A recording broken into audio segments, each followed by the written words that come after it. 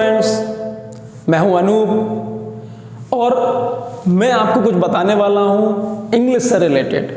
हर व्यक्ति इंग्लिश सीखना चाहता है, हर व्यक्ति चाहता है कि मैं इंग्लिश में बात करूं, हर व्यक्ति चाहता है कि जब कोई इंग्लिश बोले तो उसे वो बात समझ में आ जाए, क्योंकि इंग्लिश आज की स्थिति में हमें बहुत ज़्यादा अनिवार्य हो गई है।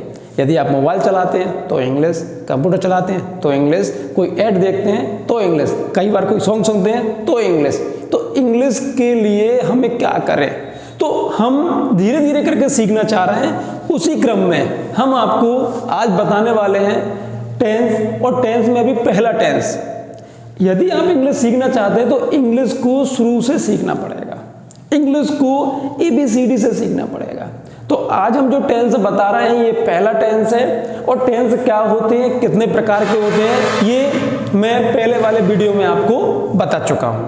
तो यदि आपको टेंस कितने होते हैं, कितने प्रकार के होते हैं वो देखना हो तो आप मेरा पहले वाला वीडियो देख सकते हैं। तो चलिए अब हम बात करते हैं आज के टॉपिक पर। तो आज का जो हमारा टॉपिक है वो है प्रेजेंट सिंपल। Present simple. अब प्रेजेंट सिंपल, प्रेजेंट मतलब वर्तमान, प्रेजेंट का मीन्स क्या होता है, वर्तमान, और सिंपल मीन्स साधारण। सिंपल मीन्स क्या होगा, साधारण, सभी को पता है, यानी ऐसा वर्तमान जो साधारण हो। अब साधारण किसे कहेंगे, तो नॉर्मली जो हम बात करते हैं वो सब प्रेजेंट सिंपल में आ जाती हैं। प्रेजेंट सिंपल का प्रयोग हमें कई बार, जब भी हम टीचर के पास गए, जब भी हमने बुक्स उठाई, जब भी हमने कोई कॉपी उठाई, हमारे स्कूल में पढ़ाया गया, कई बार तो हम 3-3, 4-4 बार ट्यूशन गए, हर बार टीचर ने हमें समझाया, हमें समझ में भी आया, लेकिन हमारे दिमाग में वो परमानेंट मेमोरी में नहीं गया। इसके कई सारे कारण हैं, ये भी मैं आने वाले वीडियो में बताऊंगा कि ऐसे कौन से कारण होते हैं जिसके कारण हम इंग्लिश नहीं सीख पाते। तो आज हम बात कर रहे हैं प्रेजेंट सिंपल की। प्रेजेंट सिंपल, प्रेजेंट सिंपल यानी वर्तमान, हमारा जो साधारण वर्तमान है उसके लिए प्रयोग किया जाता है। अब हम कभी भी जाते हैं, हम बचपन से ये सुनते आ रहे हैं कि प्रेजेंट सिंपल में वाक्य के अंत में ता है, ती है, ते है आते हैं। इससे आगे आज तक कई बार हम गए ही नहीं।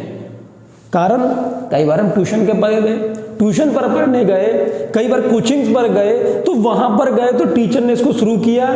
कई बार ये होता है कि हम ट्यूशन नहीं जा पाए बाद में, कई बार ये होता है कि किसी कारण से ट्यूशन बंद हो गई, तो हमने पढ़ा यही है लेकिन हमें अभी भी ये नहीं आता। तो आज जो मैं बता रहा हूँ उसको ध्यान से सुनना, ध्यान से देखना, फिर भी डाउट लगे तो आप हमें कमेंट्स बॉक्स में पूछ सकते हैं। तो आज मैं जो बता रहा हूँ आज आपको 100% ये टेंस आ ही जाएगा। देखिए प्रेजेंट सिंपल, अब इसका प्रयोग कहाँ करते हैं, हमारी आम आदतों में। इसका प्रयोग हम कहाँ करते हैं, हमारी आम आदतों में इस टेंस का प्रयोग किया जाता है। इस टेंस का प्रयोग हमारी आम आदतों में किया जाता है। अब हमारी आम आदत जैसे कौन सी हो सकती है, मैं पढ़ाता हूँ, मैं पढ़ाता हूँ, ये मेरी आम आदत है। मैं खाना बनाती हूँ, मैं खाना बनाती हूँ। तो मैं खाना बनाती हूँ में आपको लग रहा होगा कि ये जो व्यक्ति है ये रोज खाना बनाता है। मैं टीवी देखता हूँ, यानी मैं रोज टीवी देखता हूँ, यानी मेरी जो आदतें हैं, आम आदतें जो मेरी, उनमें हमारा प्रेजेंट सिंपल का प्रयोग किया जाता है। उदाहरण के तौर पर मैं आपको बता दूं कि हमारा जो डेली रूटीन है, डेली रूटीन हमारा पूरा इसी टेंस में आता है। मैं सुबह उठता हूँ, मैं तैयार होता हूँ, मैं पूजा करता हूँ, मैं तैयार होकर स्कूल जाता हूँ, मैं स्कूल जाता हूँ, मैं स्कूल से वापस आता हूँ, मैं लंच करता हूँ, मैं टीवी देखता हूँ, मैं आराम करता हूँ, मैं ट्यूशन जाता हूँ, मैं कोचिंग जाता हूँ, मैं खाना बनाता हूँ, मैं खाना खाता हूँ, मैं टीवी देखता हूँ, मैं फ़ोन पर बातें करता हूँ, मैं फ़ोन चलाता हूँ, मैं कंप्यूटर चलाता हूँ। ETC जितने भी सेंटेंसेस हैं पर डे वाले वो सब इसी के हैं। तो कभी भी आपको डेली रूटीन भी करना हो, मैं इसके लिए भी अलग से वीडियो बनाऊंगा। फिर भी यदि आपको डेली रूटीन करना हो, टेंशन ना लें, ये टेंस सीख लें, आपका काम हो जाएगा। आपकी टेंस से संबंधित टेंशन खत्म हो जाएगी। अब देखिए इसकी पहचान, पहचान के नाम पर जो हम पढ़ते आए हैं वही है। देखिए पहचान हर बात की जरूरी है, क्योंकि बिना पहचान के हम कोई भी काम नहीं कर पाएंगे। हर बात की एक पहचान होती है। आपने देखा होगा कंपनी का एक लोगो होता है, हर कंपनी की एक पहचान होती है। वैसे ही हम इस बात को कैसे पहचानेंगे, क्योंकि टेंस मतलब काल, काल मतलब पता नहीं कब से, यानी कब से समय शुरू हुआ है, कब समय समाप्त होगा, इतनी बात में से हमें कोई चीज ढूंढनी है। तो उसके लिए पता करने के लिए हमें क्या करना होगा, हर चीज की पहचान होती है। तो इसकी भी पहचान है। तो इसकी क्या पहचान है कि इस जो टेंस है, इस टेंस के जो वाक्य होते हैं, तो उन वाक्य में क्या आता है, इस टेंस के वाक्य के अंत में क्या आएगा, ता है, ती है और ते हैं आदि। ठीक है, इस टेंस की वाक्य अंत में क्या आएगा, ता है, ती है, ते हैं आदि आता है। ये चीज क्लियर है आपकी। अब हर चीज के लिए एक फॉर्मूला होता है। जैसे यदि आपको चाय भी बनानी है, यदि आपको चाय बनानी है तो आपको पता है कि यदि मैं 3 कप चाय बना रहा हूं तो मुझे कितनी शक्कर चाहिए, कितनी चाय पत्ती चाहिए, कितना पानी चाहिए, कितना दूध चाहिए, जो भी चीजें हैं आपको सब पता होता है। हर चीज का एक फॉर्मूला होता है। तो इस टेंस का भी एक फॉर्मूला है। वो फॉर्मूला है हमारा सब्जेक्ट प्लस वर्ब की फर्स्ट फॉर्म प्लस एस या ईएस प्लस ऑब्जेक्ट। ये हमारा फॉर्मूला है। अब फॉर्मूला भी लिख लिया हमने, समझ में नहीं आया तो ये फॉर्मूले का करना क्या है, एस मतलब क्या। तो पहले तो आप इन चीजों को समझिए कि एस मतलब क्या। एस मतलब है हमारा सब्जेक्ट। एस मतलब क्या है हमारा सब्जेक्ट। सब्जेक्ट को हिंदी में क्या कहते हैं, कर्ता। कर्ता किसे कहते हैं, जो काम करता है। कर्ता किसे कहते हैं, जो काम करता है उसे हम कर्ता कहते हैं, जो काम करता है। अब बात आती है हमारी वर्ब। वर्ब क्या होती है, वर्ब यानी हमारी क्रिया। क्रिया यानी जो काम किया जाता है, जो काम किया जाता है। याद रखिए, जो काम किया जाता है वो हमारी वर्ब है। अब क्या बचा हमारा O. O for object. O for object. तो ऑब्जेक्ट यानी कर्म। कर्म मतलब जिस पर काम किया जाता है, जिस पर काम किया जाता है।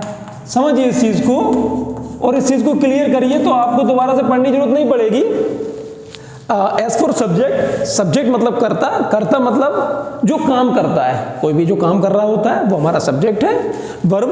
वर्ब यानी आपको पता है, वर्ब मतलब रोना, पीटना, उठना, बैठना, गाना, सुनना, देखना, वो जितनी भी चीजें हैं। एक कई बार हम कह देते हैं कि जिनके लास्ट में ना आए उन्हें हम वर्ब कह देते हैं, ऐसा भी मान सकते हैं हम कि वर्ब मतलब क्रिया, कोई भी काम आपका हो सकता है जो काम किया जाता है। ओ फॉर ऑब्जेक्ट। ऑब्जेक्ट मतलब कर्म, जिस पर हम काम करते हैं, जिस पर हम काम करते हैं। मैं स्कूल जाता हूं तो मैं किस पर काम कर रहा हूं, स्कूल पे।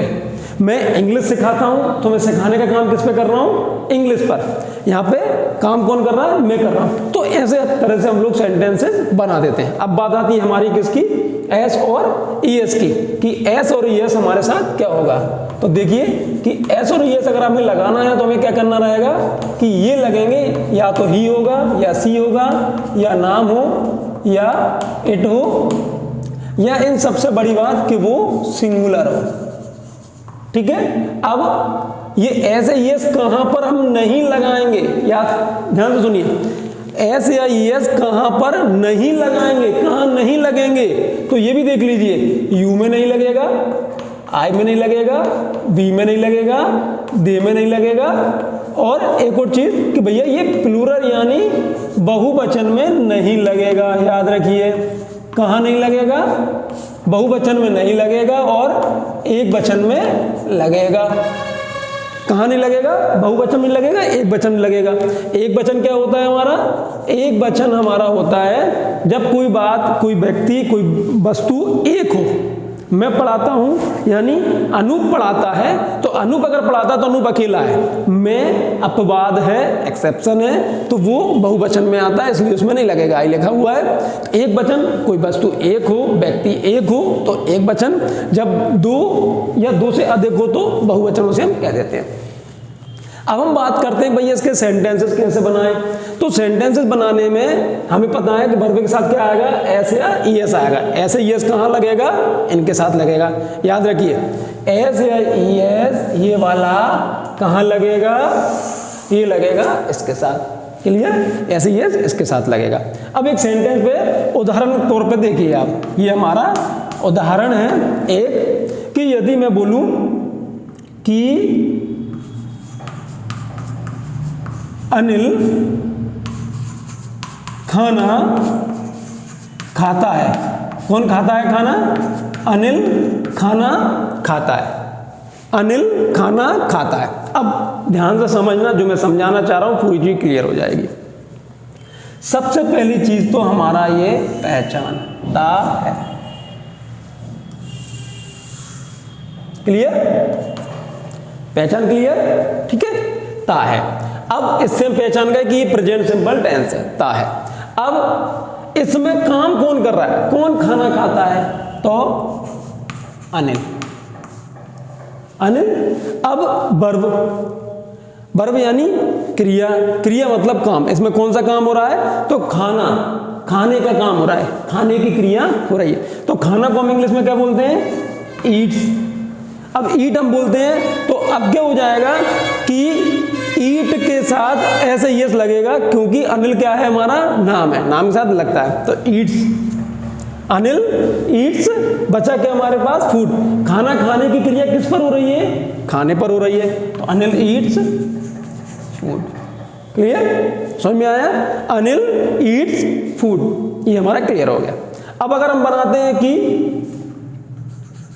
मैं बाजार जाता हूं, यदि मैं बनाऊं इसका कि मैं बाजार जाता हूं, तो इसका क्या हो जाएगा, आई। ये आपकी दोबारा से पहचान हो गई, ठीक है, ये आपकी पहचान है, आई को। अब ऐसे यस लगाएं, तो आई, आई के साथ ऐसा यस नहीं लगता तो हम नहीं लगाएंगे। I go to market. Clear, I go to market. तो ये आपके दो तरह के सेंटेंसेस बन जाएंगे कि एक में ऐसे यस लगेगा और एक में ऐसे यस नहीं लगेगा। कई बार बच्चों का एक क्वेश्चन होता है कि सर एस या ईएस हम कहाँ लगाएं, तो देखिए इसके भी बहुत सारे नियम है, इस पर भी हम वीडियो बना देंगे, लेकिन आप बहुत ज़्यादा दिमाग कभी थोड़ी देर के लिए ना लगाएं और आप तो सिर्फ बोलते जाएं, आप करते जाएं, धीरे धीरे आप जब प्रैक्टिस करते जाएंगे तो ये आपको ऑटोमेटिक समझ में आ जाएंगे। चलिए अब हम बात करते हैं इस चीज़ की कि आगे क्या करें, कि अब हमें मान लो इसका नेगेटिव बनाना है, हमें इसका क्या बनाना है, नेगेटिव सेंटेंस बनाना है। नेगेटिव मतलब नकारात्मक, नेगेटिव मतलब क्या हो जाएगा हमारा, नकारात्मक। कि जैसे वह स्कूल नहीं जाती है। कौन नहीं जाती है भैया, वह नहीं जाती है। सबसे पहले तो ती है, ये हमारी पहचान हो गई। अब अगर आप सब्जेक्ट क्या है हमारा, कौन नहीं जा रहा है स्कूल, वह, तो वह ती है, यानी कौन होगा, लड़की होगी, तो हमारा क्या जाएगा, सी। क्या जाएगा हमारे पास, सी। तो सी। अब नेगेटिव के लिए हम क्या करें, नेगेटिव के लिए हमारा फॉर्मूला क्या होगा वो देखिए। तो नेगेटिव के लिए हमारा फॉर्मूला होगा सब्जेक्ट प्लस डू या डज नॉट प्लस वर्ब की फर्स्ट फॉर्म प्लस ऑब्जेक्ट। ये हमारा फॉर्मूला होगा। ये हमारा फॉर्मूला किसके लिए होगा, नेगेटिव के लिए। तो बस अब हमें इसके हिसाब से नेगेटिव में फॉर्मूला रख देना है। अब एक और चीज कि डू कहां आएगा और डज कहां आएगा, कोई दिक्कत नहीं, परेशान ना हो। डज हमारा जहां पर एस या ईएस आ रहा था, ध्यान से समझिए, जहां पर हमारा एस या ईएस आ रहा था वहां पे डज आएगा, और जहां पर हमारे साथ एस या ईएस नहीं आ रहा था वहां पे हमारा डू आ जाएगा। क्लियर, यानी जहां पर डज आ रहा, जहां पर एस या ईएस आ रहा था वहां पे डज आ जाएगा, जहां पर एस या ईएस नहीं आ रहा था वहां पर डू आ जाएगा। तो वह स्कूल नहीं जाती है, तो सी, सी के साथ क्या आएगा, सी के साथ क्या आएगा, ध्यान से, डू, गौर से देखिए, सी के साथ आएगा हमारा डज।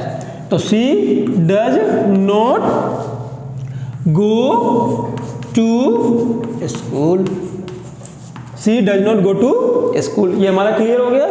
आप समझ गए कि नेगेटिव में हमें कुछ नहीं करना है, डू या डज लगा के हमें नॉट लगाना है, क्योंकि नकारात्मक मतलब नहीं, तो वैसे ही नेगेटिव जब इंग्लिश में बनाते हैं तो नोट लगाकर नहीं बनाते।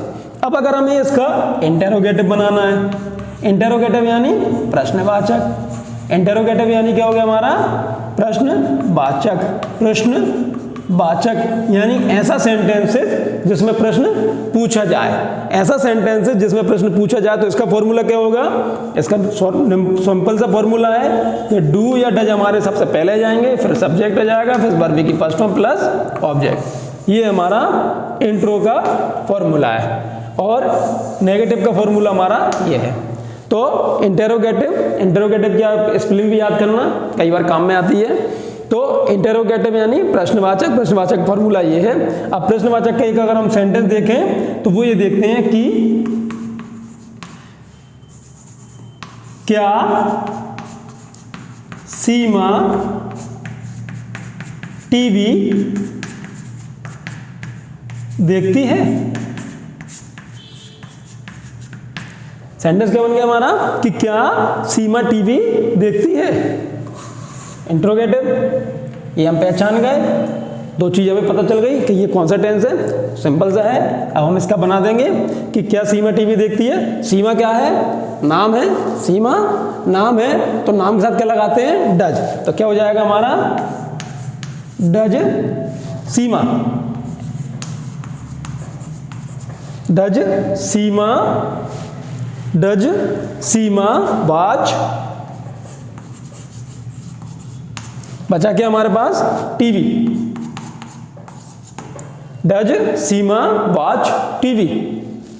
एक और सेंटेंस देखिए, क्या आप पढ़ाते हो, क्या आप पढ़ाते हो। ये कई बार आपसे पूछा जाता है, क्या आप ऐसा करते हो, क्या आप वैसा करते हो, क्या आप पढ़ाते हो। तो क्या ते हो ये हमारी पहचान है, क्या आप, तो सब्जेक्ट क्या है हमारे पास यू, तो यू के साथ क्या लगाते हैं हम डू, तो क्या हो जाएगा हमारा डू यू। तो डू यू पढ़ाने को क्या बोलते हैं इंग्लिश में, टीच, तो डू यू टीच।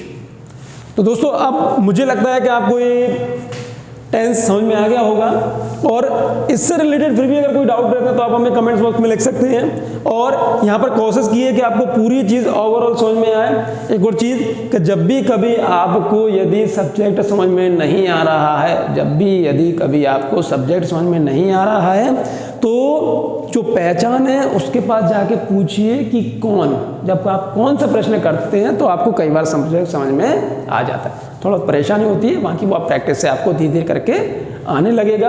और ये शायद आपको समझ में आ गया होगा। फिर भी अगर समझ में नहीं आया हो, कोई डाउट्स हो, तो आप हमें कमेंट्स बॉक्स में लिख सकते हैं। बहुत बहुत धन्यवाद, थैंक यू।